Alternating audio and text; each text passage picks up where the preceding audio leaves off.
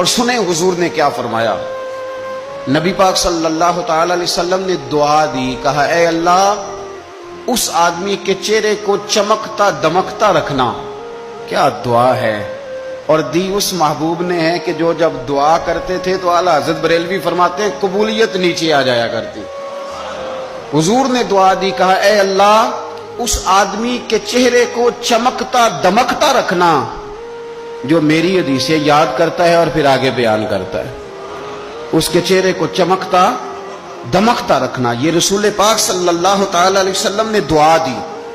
میرے عزیز، امام بخاری رحمۃ اللہ علیہ کے ایک شاگرد تھے محمد بن عباس، وہ کہتے ہیں مجھے امام بخاری نا حدیثیں لکھوایا کرتے تھے اور میں حدیثیں لکھا کرتا تھا۔ جب آپ حدیث پاک پڑھتے ہیں یا حدیث پاک سنتے ہیں تو کئی دفعہ ایسے ہوتا ہے کہ آپ کوئی واقعہ اچھے طریقے سے پڑھ رہے ہیں حضور کے دور کا صلی اللہ علیہ وسلم، یا سن رہے ہیں، ایسے لگتا ہے کہ وہ منظر آنکھوں کے سامنے گھوم گیا ہے۔ تو امام بخاری رحمت اللہ تعالی علیہ اپنے شاگرد کو حدیثیں لکھوا رہے تھے تو ایک خاص حدیث پاک کے لحاظ سے آپ نے فلسفہ بیان کیا۔ انہیں چونکہ حدیث پاک کے مشن سے پیار بڑا تھا امام بخاری کو، فرماتے ہیں 500 دینار میری ماہانہ آمدن ہے، میں ساری نبی پاک کے دین کے طالب علموں پہ خرچ کر دیتا ہوں۔ یہ مشن سے پیار ہے۔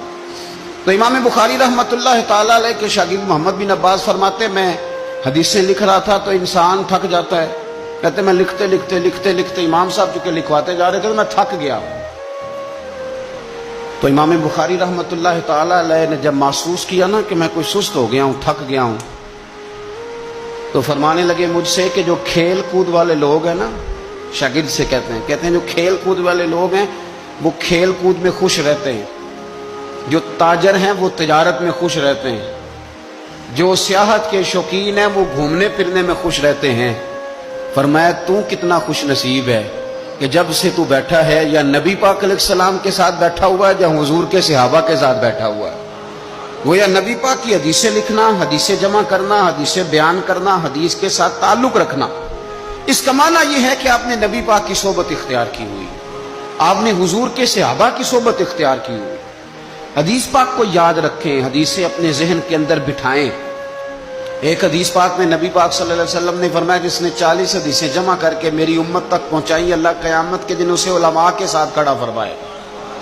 حدیثوں کو یاد رکھیں۔ میرا آپ کو مشورہ ہے کہ رات کو بیٹھ کے لکھیں آپ کو کتنی حدیثیں یاد ہیں، جو یاد ہیں وہ لکھیں، اور حضور صلی اللہ علیہ وسلم کی باتوں کا ذکر کریں۔ کسی شاعر نے ایک جملہ کہا تھا پر بڑے بہترین کہہ دیا، وہ کہنے